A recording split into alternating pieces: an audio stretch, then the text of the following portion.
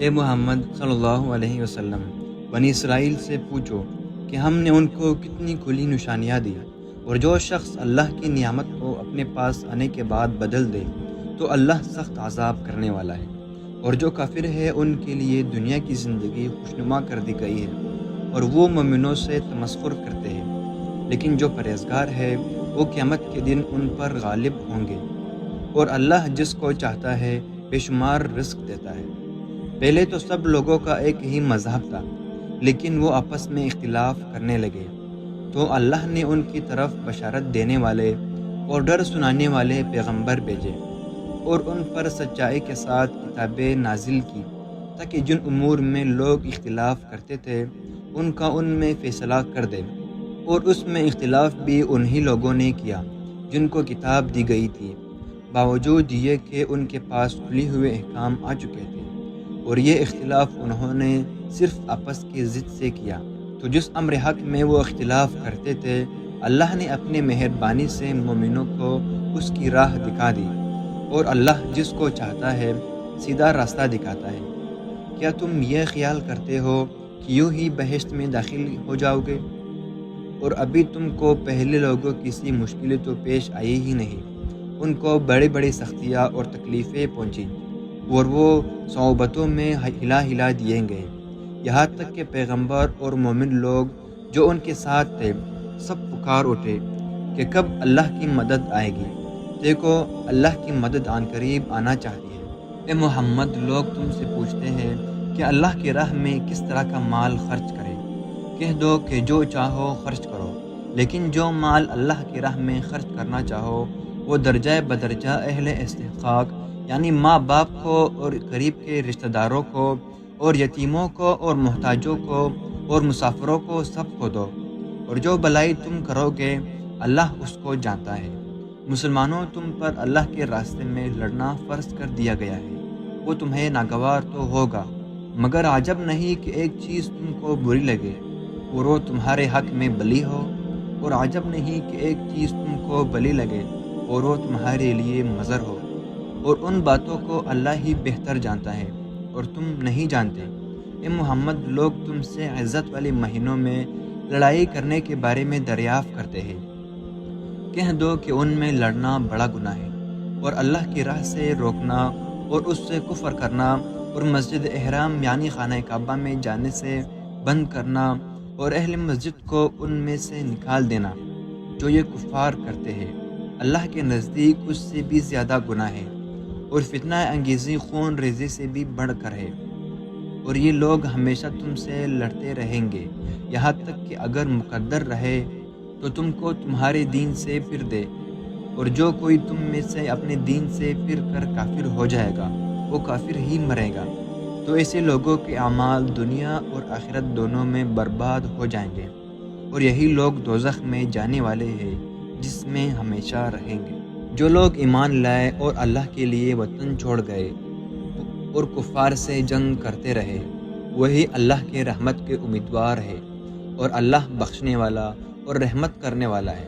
اے پیغمبر، لوگ تم سے شراب اور جوئے کا حکم دریافت کرتے ہیں۔ کہہ دو کہ ان میں نقصان بڑے ہیں اور لوگوں کے لیے کچھ فائدے بھی ہیں، مگر ان کے نقصان فائدوں سے کہیں زیادہ ہے۔ اور یہ بھی تم سے پوچھتے ہیں کہ اللہ کے راہ میں کون سا مال خرچ کرے۔ کہہ دو کہ جو ضرورت سے زیادہ ہو۔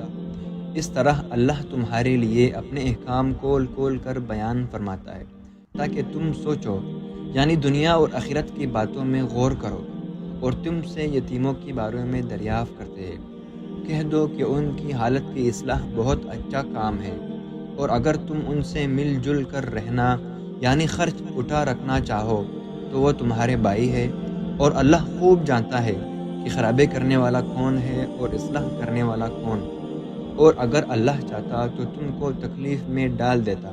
بے شک اللہ غالب اور حکمت والا ہے۔ اور مومنوں، مشرک عورتوں سے جب تک ایمان نہ لائے نکاح نہ کرنا، کیونکہ مشرک عورت خواہ تم کو کیسے ہی بلی لگے، ان سے مومن لونڈی بہتر ہے۔ اور اسی طرح مشرک مرد جب تک ایمان نہ لائے مومن عورتوں کو ان کی زوجیت میں نہ دینا،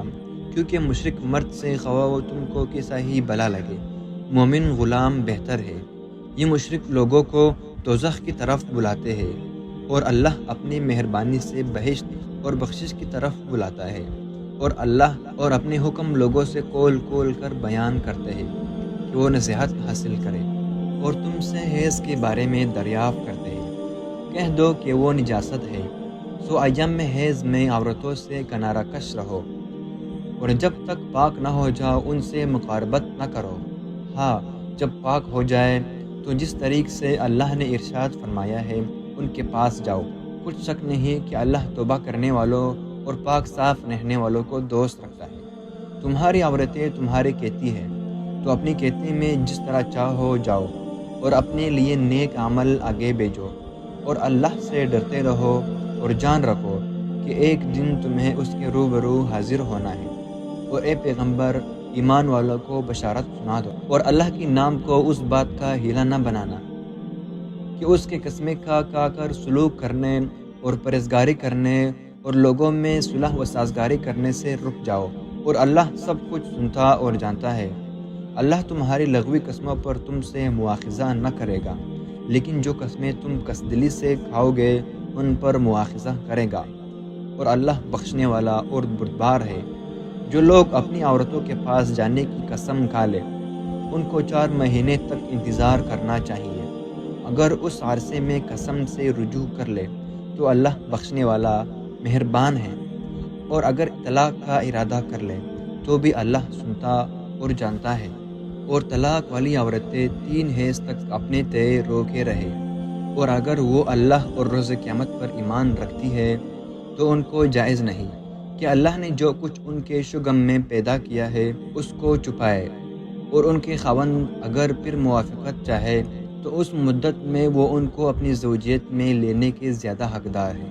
اور عورتوں کا حق مردوں پر ویسا ہی ہے جیسے دستور کے مطابق مردوں کا حق عورتوں پر ہے،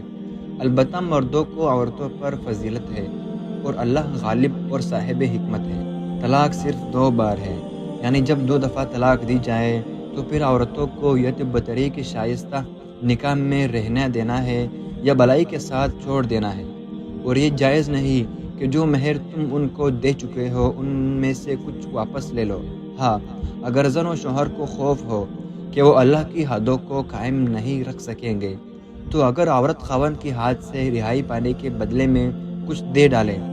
تو دونوں پر کچھ گناہ نہیں، یہ اللہ کی مقرر کی ہوئی حدیں ہیں، ان سے باہر نہ نکلنا، اور جو لوگ اللہ کی حدوں سے باہر نکل جائیں گے وہ گناہگار ہوں گے۔ پھر اگر شوہر 2 طلاقوں کے بعد تیسری طلاق عورت کو دے دے تو اس کے بعد جب تک عورت کسی دوسرے شخص سے نکاح نہ کر لے اس پہلے والے شوہر پر حلال نہ ہوگی، ہاں اگر دوسرا خاوند بھی طلاق دے دے اور عورت اور پہلا خاوند پھر ایک دوسرے کی طرف رجوع کر لے تو ان پر کچھ گناہ نہیں، بشرطے کہ دونوں یقین رکھے کہ اللہ کی حدوں کو قائم رکھ سکیں گے، اور یہ اللہ کی حدیں ہیں ان کو وہ ان لوگوں کے لیے بیان فرماتا ہے جو دانش رکھتے ہیں۔ اور جب تم عورتوں کو 2 دفعہ طلاق دے چکو اور ان کی عادت پوری ہو جائے تو انہیں یا تو حسن سلوک سے نکاح میں رہنے دو یا بطریق شائستہ رخصت کر دو، اور اس نیت سے ان کو نکاح میں نہ رہنے دینا چاہیے کہ انہیں تکلیف دو اور ان پر زیادتی کرو، اور جو ایسا کرے گا